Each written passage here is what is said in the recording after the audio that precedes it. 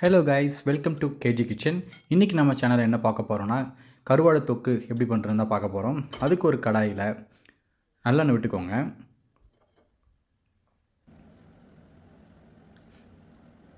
எண்ணெய் நல்லா சூடானதுக்கப்புறம் ஒரு ஸ்பூன் அளவுக்கு கடுகு,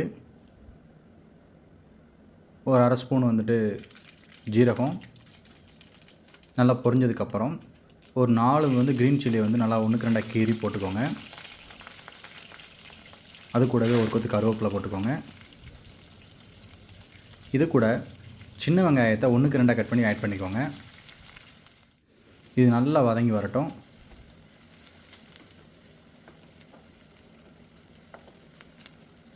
ஸோ நல்லா கிளறி விட்டுக்கோங்க. இந்த அளவுக்கு நல்லா கண்ணாடி பாதம் வந்ததுக்கப்புறம் ஒரு பல்லாரி வெங்காயத்தை வெட்டி பொடியாக கட் பண்ணிவிட்டு இது கூட சேர்த்துக்கோங்க. சேர்த்துட்டு நல்லா வதக்கி விடுங்க. கொஞ்சம் உப்பு சேர்த்து வதக்கினீங்கன்னா கொஞ்சம் சீக்கிரம் வதங்கும். ஸோ இந்த அளவுக்கு பொன்னிறம் வதங்கினதுக்கப்புறம் ஒரு 2 தக்காளி பழத்தை கட் பண்ணி இது கூட சேர்த்துக்கோங்க.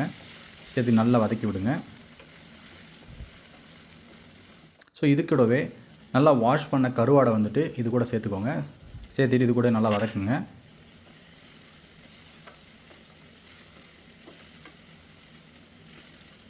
கொஞ்சம் நல்லா வதங்கி வந்ததுக்கப்புறம் ஒரு ஸ்பூன் அளவுக்கு மஞ்சத்தூள், ஒரு ஸ்பூன் அளவுக்கு பார்த்திங்கன்னா காஷ்மீர் சில்லி பவுட்ரு, ஒரு 1.5 ஸ்பூன் பார்த்திங்க அப்படின்னா குழம்பு மிளகாத்தூள்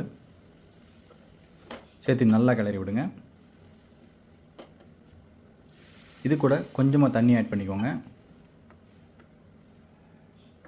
நல்லா கிளறி விடுங்க.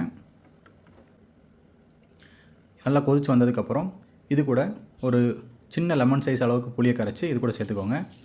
சேர்த்துட்டு கொஞ்சமாக தண்ணி சேர்த்துக்கோங்க. சேர்த்து நல்லா கிளறி விடுங்க. இது நல்லா கொதிக்கட்டும். அப்பப்போ இடையில கிளறி விட்டுக்கோங்க. ஸோ இந்த அளவுக்கு நல்லா கொதித்து வந்துடும். கொதித்து வந்ததுக்கப்புறம் கொத்தமல்லி சேர்த்துட்டு நல்லா கிளறி விட்டுக்கோங்க. கிளறி விட்டுட்டு ஃபைனலாக ஒரு அரை ஸ்பூன் அளவுக்கு மிளகுத்தூள் சேர்த்துட்டு ஆஃப் பண்ணிங்க அப்படின்னா சூப்பரான கருவாடு குழம்பு ரெடி ஆகிடுச்சு. இதை நம்ம சுடு சாதத்து கூட வச்சு சாப்பிடும்போது அவ்வளோ டேஸ்ட்டாக இருக்கும். நீங்களும் ட்ரை பண்ணி பாருங்கள். ட்ரை பண்ணி பார்த்துட்டு எப்படி இருக்குன்னு சொல்லிட்டு கமெண்ட் பாக்ஸில் கமெண்ட் பண்ணுங்கள். ஸோ இந்த வீடியோ உங்களுக்கு பிடிச்சிருந்துச்சி அப்படின்னா லைக் பண்ணுங்கள், ஷேர் பண்ணுங்கள் அண்ட் கமெண்ட் பண்ணுங்கள். ஸோ அடுத்து என்ன ரெசிபி போடலான்னு சொல்லிட்டு நீங்களே கமெண்ட் பண்ணுங்கள். அதை நான் கண்டிப்பாக உங்களுக்காக செஞ்சு போகிறேங்க மக்களே.